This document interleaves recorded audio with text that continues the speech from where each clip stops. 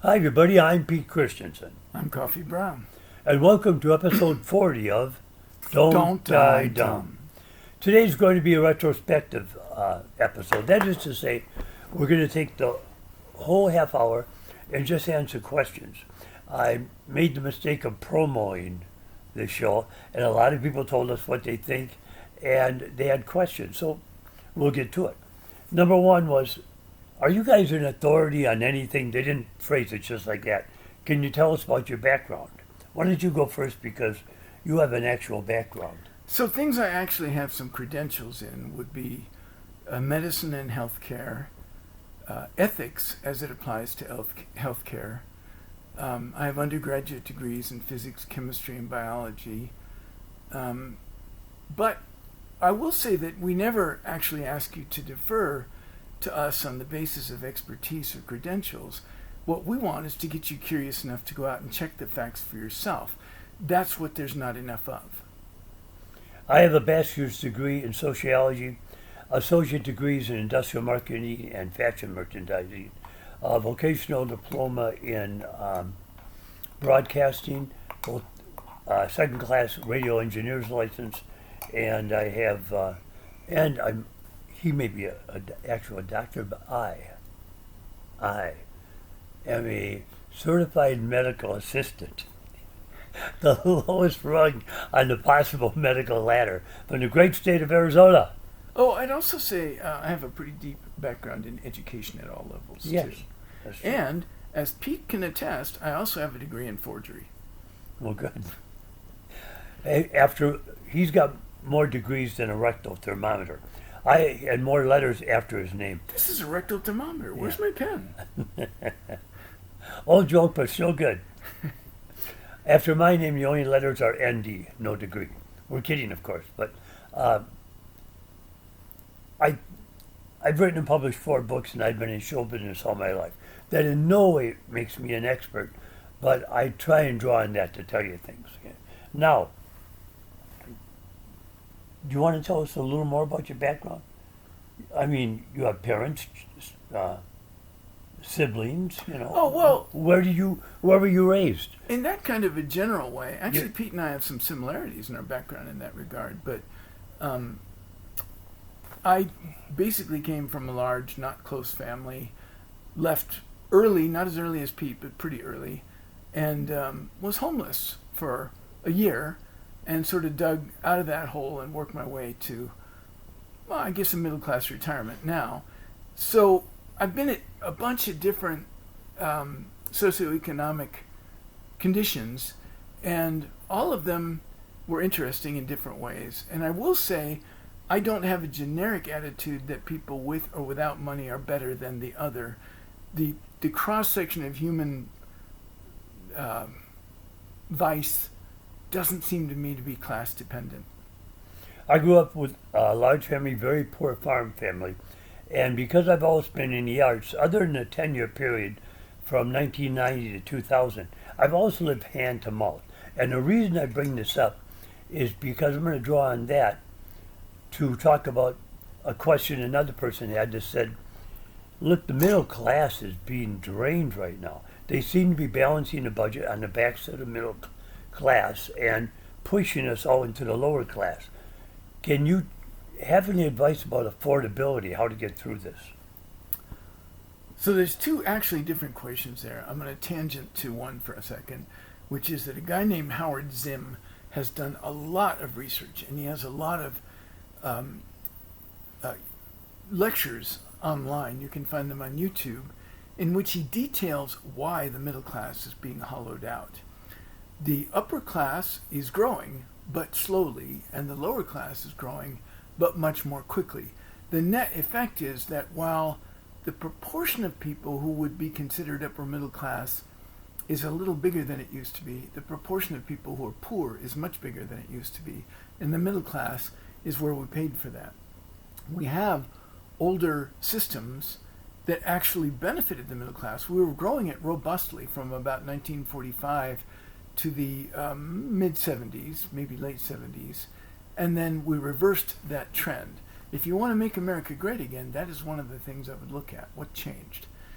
The other thing is, in terms of living more healthy without having a lot of money, there are a ton of things that you can do. One of them is that movement is medicine. And so exercising. Pete and I, for example, like to exercise with a big steel pipe. You just stand in place and rotate.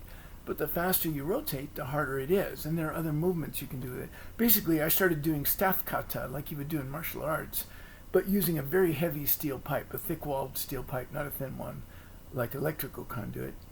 And so you can get a terrific workout at home with just a piece of pipe you find on the ground, and it can use your whole body. If you have access to more, that's great. Almost any heavy object will do. Body weight exercises, which you can find tons of videos of online. The other thing is, go ahead. I think, though, I'm going to interrupt you because I think what people are asking is, how can I afford to live? How can I, afford to get through this? And I would say this. In the old days, I would tell people, well, don't buy so many toys. You don't need a ski-doo. You don't need a snowmobile. You don't need 2 cars. Learn to live austere. But I learned something from a man that told me, I don't have a lot. I don't have a big family, but I bought a pontoon boat. And maybe 3 times a year I get to take my family out in that. They love it. I couldn't afford it. I'm still making the payments. But our family is somewhat happy because they look forward to those days on the lake. And I suddenly saw, well, that was important. It is a toy. It is extra, but you need a certain amount of family, or even if you're single, of personal activity. I got a friend, a single older guy, semi-retired, and he says, I love going out for a cup of coffee. I don't like spending $6 for it, but I like the interaction with other people. So I understand now that little luxuries, they may be important. Also, aren't those important for your mental health? All of that, I completely agree with. One of the things we doctors love to recommend to patients is to go for walks. But there are a lot of people who live in neighborhoods where walks are not particularly Right. safe, which is why I mentioned a lot of these body weight things and stuff. Dog parks are usually a pretty good place to go, but again, I don't know if they have them in some of the poorest neighborhoods, which is what we're thinking of right now. So at the very bottom end, and I've lived in a lot of those neighborhoods, I would say, well, one thing I've seen work very well is neighborhood gardens, where people like grow crops together, and the whole neighborhood will get out and work together on a community garden. Or neighborhoods that clean up. Crime rates tend to drop when neighborhoods simply go out and clean up together. And if you're all doing it together as a group, it helps to build the sense of neighborhood. You know who belongs and who doesn't. You get a chance to meet the people around you, and it doesn't cost anything to do that, and you wind up with a nicer place to live afterward. So community activities that are locally organized and cost basically nothing and do everybody some good are one thing you can do when you have just zero resources to work with. Yeah, and when I suggest this to people, they say, look, I don't have the time or the wherewithal. I take care of my kids. I got to work to build this raised garden in the backyard. You don't have to do that. If you go to a city council meeting or just go to City Hall and tell them I'd like to have a community garden, 80% of the time, they will find a vacant lot and say, you can do what you want with it. Often they'll give you small grants too, Really? because city councils realize that this benefits neighborhoods. This is one of the fastest, cheapest, easiest ways to improve a city. This question was about the writer's well-being at home with no budget, but it's also the city's well-being. And one of the questions that was asked, and something I'd like us to keep circling back to as we go along, what do we have some expertise in? Well, one of them is healthy lifestyles. And the things that prolong your health span and your lifespan, which are 2 different questions, they mostly are not very expensive things. It's not about spending $1,500 for a Taylor Swift ticket to a rock concert. And it's definitely not about trying to follow the influencers on YouTube, whose job is to get you to spend money on products they're shilling for. It's about finding things you enjoy doing with people you enjoy doing them with. And very often the cost of that is zero. And Cheryl and I experience that constantly. And I will say she's better at it than me. but we always could find things to do when we had no money at all. Let me say this too. I once a year I call up everybody on my phone just to reconnect, and it took me all my nerves to do that because of my fear of rejection. I was afraid to say, Pete, who? Why are you calling me? Instead, what I got was, oh, Pete, it's good to hear from you again. How you been? I was thinking of calling you. But someone had to make the first move. Someone has to move. And the reason I bring this up is you can call people up and say, you want to meet in the park? We'll all sit around yak. It doesn't cost you anything. You want to bring a sandwich? Go ahead. Maybe you bring a dish to share. Potlucks are great for that, Yeah. There, I think the sociability is really good for mental health. Is that right? It's one of the strongest predictors of mental decline is social isolation. So that is not to say that everybody needs the same amount of. We don't all need to be in a crowd or a party or something. In fact, that doesn't really address this. What you need are a few people you can go talk to. People who will say to you, I'm hurting today, can you spend some time with me? People you could say that to. And this is an area where I think women do friendships better than men do. By the way, I recently came across a line that I want to share with you, which is that being a man is not the opposite of being a woman. It's the opposite of being a child. Somebody asked me, they said, what does it mean to be a man? I said, 3 words. Do it yourself.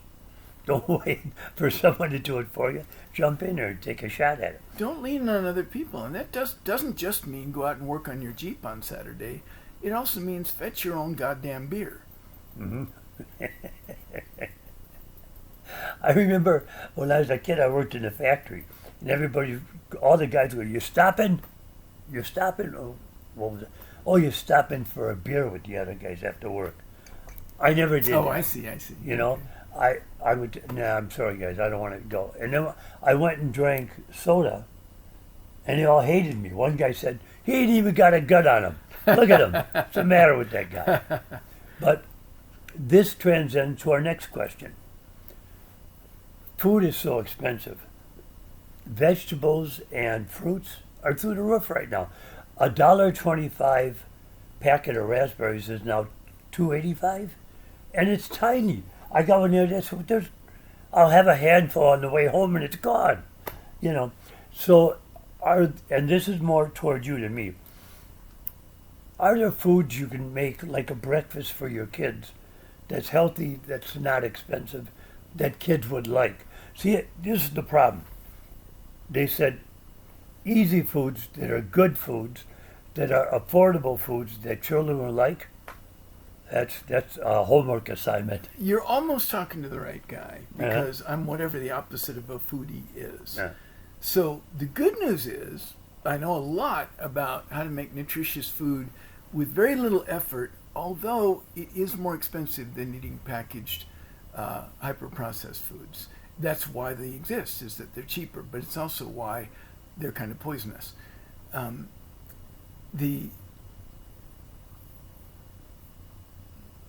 So I like protein smoothies. Oh, I was going to say the downside though is that while I can tell you how to eat healthy for very little work and relatively little money, I can't tell you how to eat well. That is, for me, food is not recreation, and so you would find my diet bland, but it would otherwise be a very healthy diet.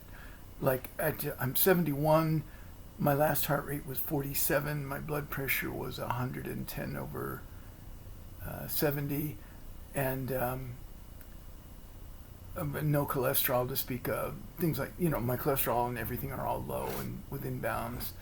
So all of my markers are metabolic markers are like 20-year-old. That's diet and exercise. That's all you need, and that doesn't cost much. But a healthy diet, this one is problematic. The reason processed foods exist at all is that they're cheap to transport and store. You spend some extra money up front processing them, but after that, they're cheaper to handle. And we know there's food deserts everywhere. We also know that in lower socioeconomic zip codes, they often get the produce from Walmart and Smith's and so Sure. forth that don't look as pretty anymore. When they don't appeal to the middle class anymore, they send them off to the poorer people. And so the best produce you can get locally may not be as good as the best produce that you can get, if you could go to a nicer Smith's or Walmart or something. Some ways around that are, again, local community gardens, local food farmers markets, and of the foods, the fresh fruits and vegetables that you buy, frozen fresh fruits and vegetables are at least as good and often better than the fresh, and I'll tell you why in a second. And they're way cheaper, and you can store them more or less indefinitely if you have reasonable freezer space. You need a freezer, not a refrigerator for these, a freezer. And the reason is they're frozen almost the moment they're picked. They're frozen like within an hour at least. And so all of the perishable micronutrients in them, like flavonoids and retinoids and polyphenols and so forth, plant sterols, all of those are preserved better in the frozen than they are sitting out looking like fresh produce at the supermarket.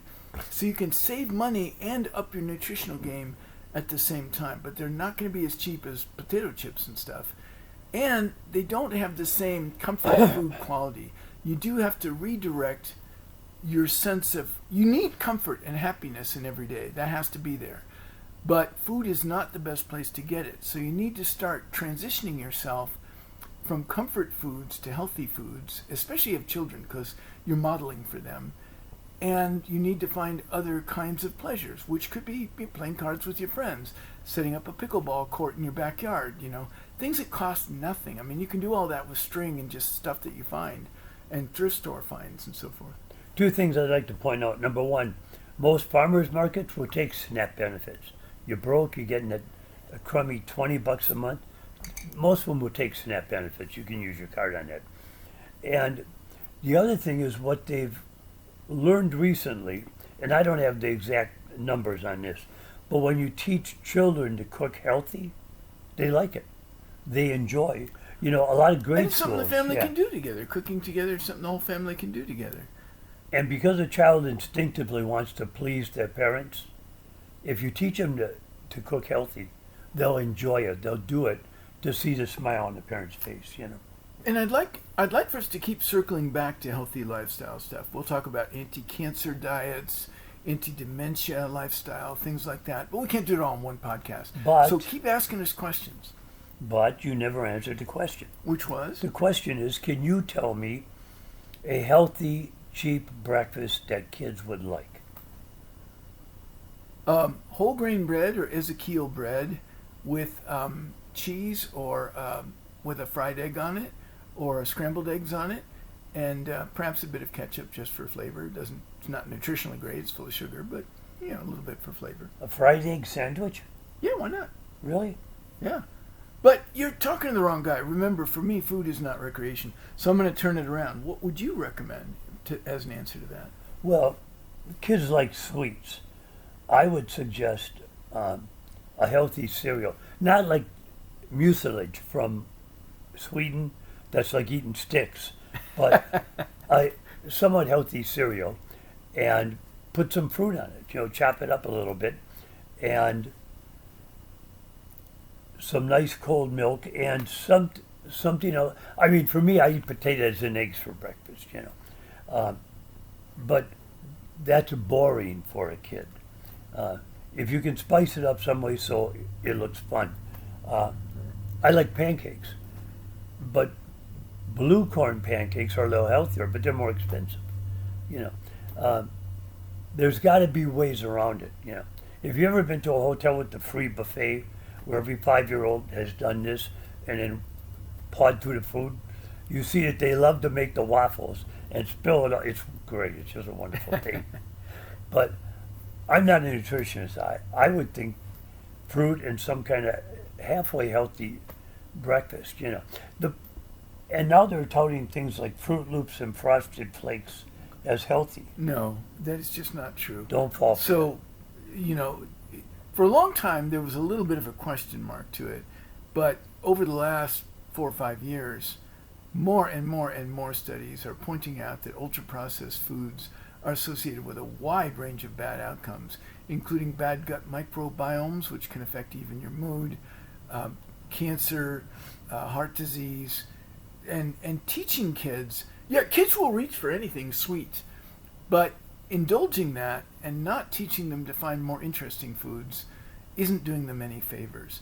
Children's instinctive cravings for food are not healthy, but it is true that children require a more calorie-dense diet than adults do. In fact, one of the problems we adults have is we learned our food habits and food preferences when we were children and had a very different metabolism. When adults eat like children, we do continue to grow, but not vertically. Well, would yogurt with fruit in the bottom, would that be something? Yogurt's a great idea. And in fact, I didn't realize this exact question was coming up. I'll try to be prepared next time. But there's a wonderful study, and I have a graph that I've pulled out of JAMA. I'll give it to you, Pete, to post on our website, All right. on our YouTube channel. Essentially, they looked at 250,000 people for a period of more than 20 years. And in this version that I have, they just looked at who lost weight and who gained weight and what foods were represented in them. Cheese came out neutral. Nuts came out close to neutral, a little bit on the lose weight side. So some of the high calorie density foods that are actually healthy turned out to be just fine. Dairy shouldn't be getting pushed the way RFK Jr. is doing it, but it is true that it's much more closer to neutral than it was getting credit for not very long ago. The dairy industry overhyped the health benefits of dairy, and then the nutritionists underhyped it, and the truth is actually somewhere in between on that one. When you look at this graph, now this particular one that I'm going to post is all about who lost and gained weight, which is a very rough proxy for who got metabolic syndrome or type 2 diabetes, things like that. It's a good starting point, but this data set that it came from is just a gold mine. We're going to be able to we're going to know so much more about information in 5 more years than we do right now, because there's just no database like it. Is there a way to get kids to eat vegetables? So, Besides slopping processed melted cheese on them? yeah, so cheese on broccoli is sort of my reference for taking something healthy and making it unhealthy by over-decorating it. Like another example of cheese on broccoli is when education is disguised as games. Games are great in education, but not when the game is incidental to when the education is incidental to the game. It has to be central to it for it to be effective. So things that can make vegetables taste better to children would include umami flavorings. If you have a vegetarian or vegan household, these can be from umami type mushroom flavorings. If, on the other hand, you prefer, you can use meat broth and things like that. So umami is that rich flavor that soups and sort of winter foods tend to have. And kids tend to like umami as much as they like cheese and sugar. And is that a syrup or a powder? It's different.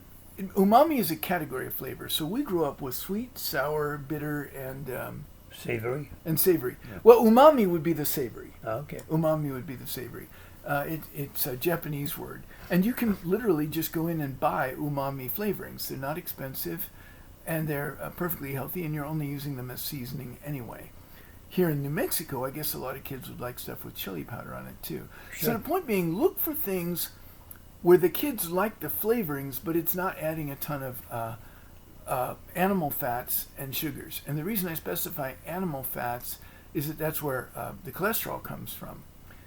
Fats themselves are not harmful in the way that I grew up thinking of them. There's healthy fats and unhealthy fats, and we'll make that another topic. Again, it's more to go into than we want to right now. It used to be 1 in 20 children were obese, now it's 1 in 5. And perhaps because of cholesterol, I don't know, the amount of people suffering from dementia has increased quite a bit too. Now, we've been talking about kids, how to get kids to eat healthy, and adults as well. The next question came from someone who said, you know, I'm elderly. I look at you two, you're elderly, and you seem to be up-tempo, but what bothers me about being elderly is number one, the irrelevance. This person said had a whole career in music. When people talk about music, they never even look at me and ask me about it. And number two is the idea, unlike in the Orient, where elderly people are respected, that you have no value. I mean, some of that is us. Our generation disparaged elderly people. The Yeah. fact is, young people now are much kinder to us than we were to the elderly when we were young. So we brought that one on ourselves. And I don't think respect is something you get by having a lot of birthdays. It's something you earn. So if you've spent your lifetime developing some competence in some area, it almost doesn't matter what it is. Like, young people are not going to ask you who's the coolest musician right now. But if you can play guitar, they will ask you to teach them guitar or whatever other instrument you can play. Young people are not going to have posters of me and Pete in their bedroom when they're at the partner-seeking stage of their life. But Pete is an actor, and he's succeeding at it.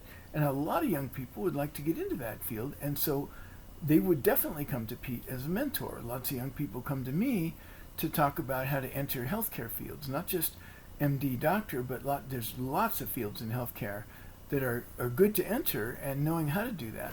Also, I have a sideline, a hobby, a vocation, you could say, in teaching young people excellent study and work skills.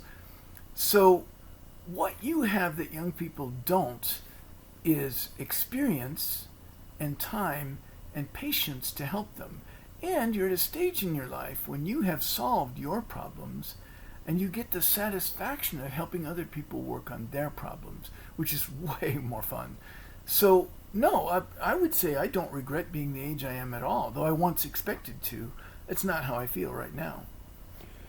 But I know if I was going to live this long, I would have taken a lot better care of myself. But I don't like the idea, and I see this all the time, where people my age wallow in it. Well, I can't do that. At my age, are you kidding me? Hey, I'm too old for that.